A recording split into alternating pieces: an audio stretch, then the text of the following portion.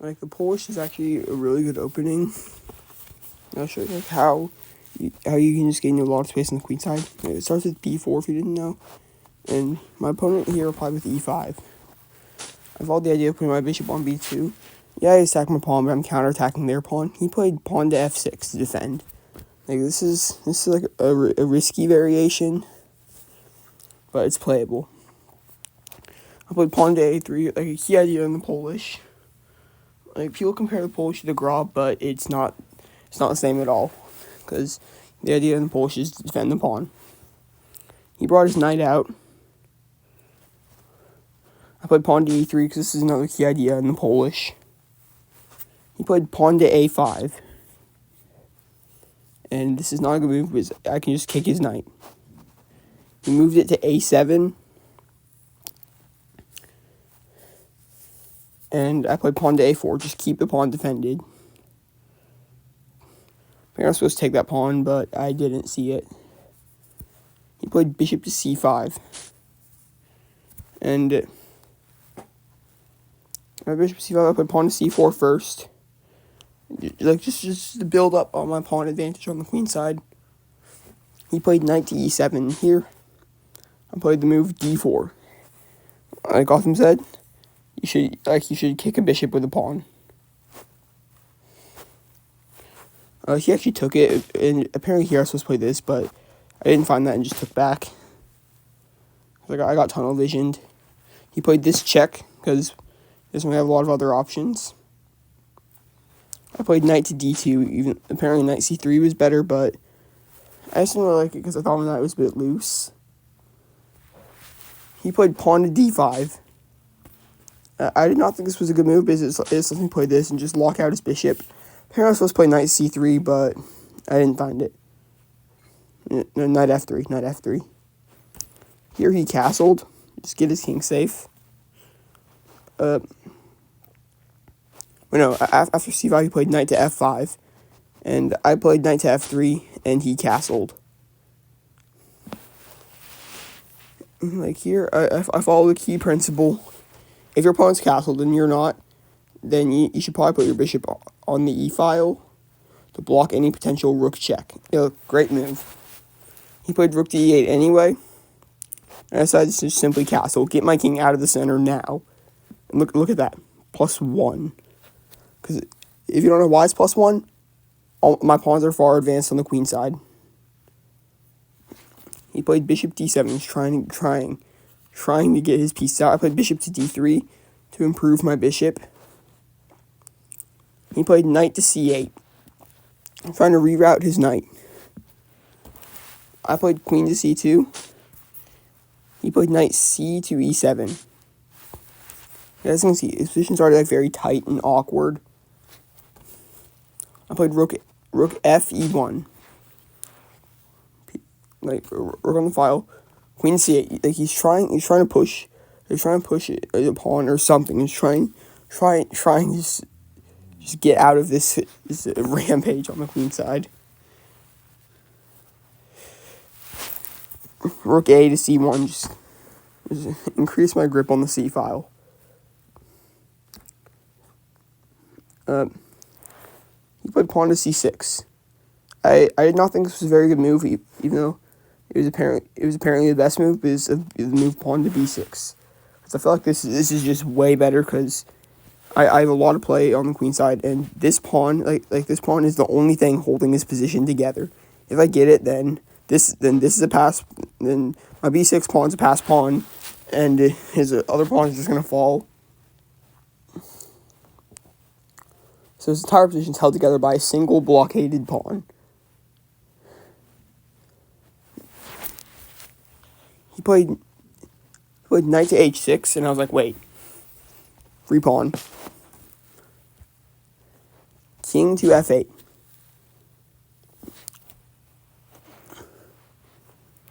I played knight to h4, trying to get in on his weakened light squares. Here, I'm just going to point out, his king is actually under a lot of pressure.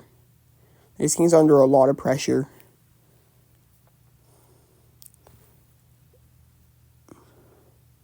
After knight to h4, he played bishop to f5.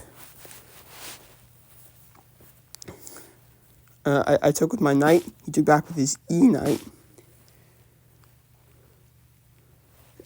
And I decided to just trade the rooks. He took back with his king.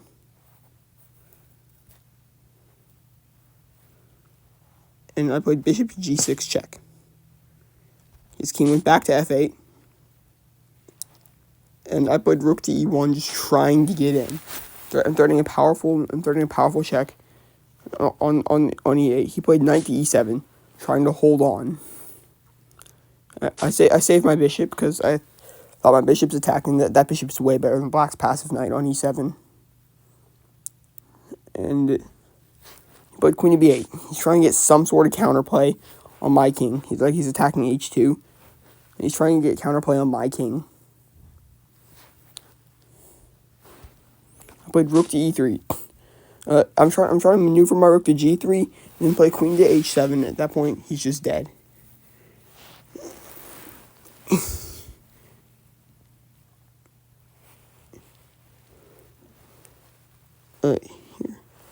Here.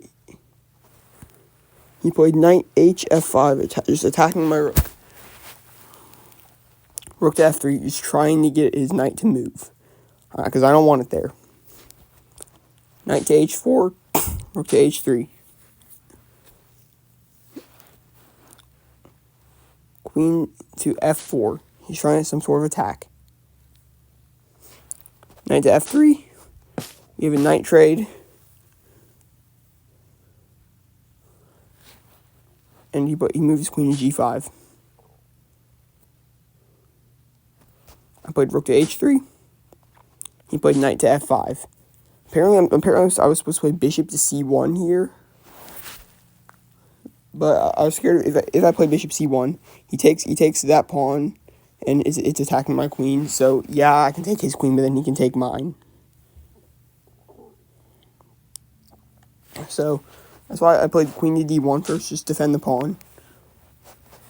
He played rook to d8. But yeah, it's a blunder because now bishop c1, and his queen is trapped. After bishop c1, he played knight to e3, just sacrificing a knight to give his queen an escape square. So obviously he moved his queen to the safe square. Bishop g5, queen to e4, it's the only square his queen can go to. Rook to h8 check, I'm trying to attack. He played king to e7. I simply traded the rooks. Then I played pawn to h3 just to make sure I don't get back rank mated in a stupid way. He played g6 because he doesn't know what to do.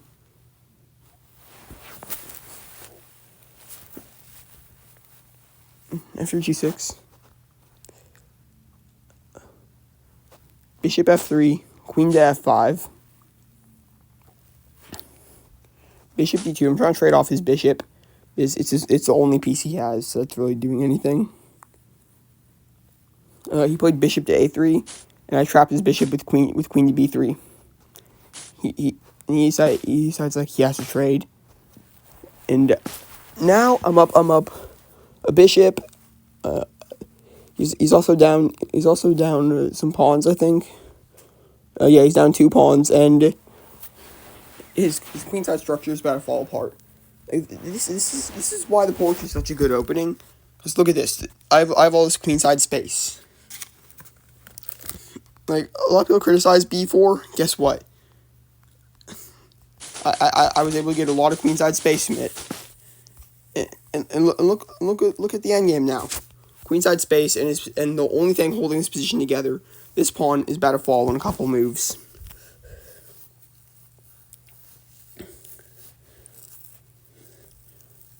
He played queen to e6, trying to get counterplay.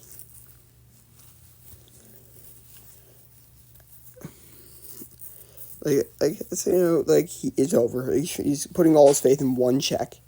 Queen to a5, I'm going to get in and just win the pawn. He played king to d7. He's trying to do something. My queen gets into a8. Queen to e1 check. I moved my king over. He took the pawn. Now I took on b7, and this is over. King to d8. Queen to c7 check. King to e8. b7. Queen b2. I queened. I forced him to trade. He moves king to f7. As I just push my last, just push my pawn. f5, like he's desperate. a6.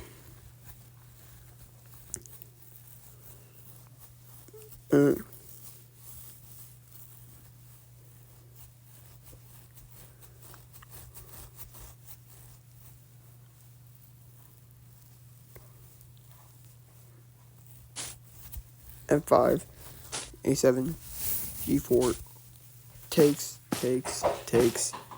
King F6.